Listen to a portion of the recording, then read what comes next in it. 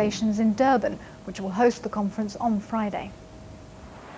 The issue of reparations for slavery and colonialism has dogged the run-up to the racism conference.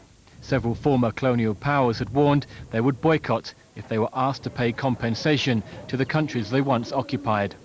But President Mbeki made it clear that he wanted a forward-looking solution. That meant a commitment to development aid to help compensate for the damage of colonialism and slavery. We believe that the human condition can and must be changed through conscious human interventions. It is to agree on these interventions that we've gathered here today.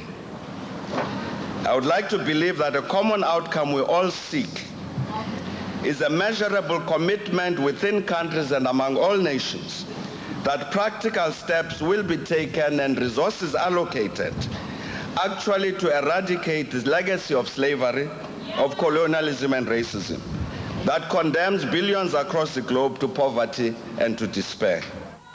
But the conference has been overshadowed by the announcement that the US Secretary of State will not go to Durban. Colin Powell was in South Africa earlier this year, promising a new commitment to help the continent rebuild after the ravages of colonialism. But America's lofty words ring a little hollow when the first black US Secretary of State boycotts an international conference on racism held in Africa. Washington blamed its pullout on attempts by some Arab delegates to get Zionism equated with racism on the conference agenda. Behind the scenes, everyone involved in the conference knew this attempt would not succeed. The Arab delegates had privately said they would withdraw their demands, but only at the last minute.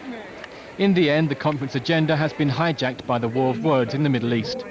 Public posturing by both sides has taken precedence over the modern-day problems of racism and hate crimes. The United Nations had believed the conference could provide an historic breakthrough on these issues. That doesn't look likely now. Paul Danaher, BBC News, Johannesburg.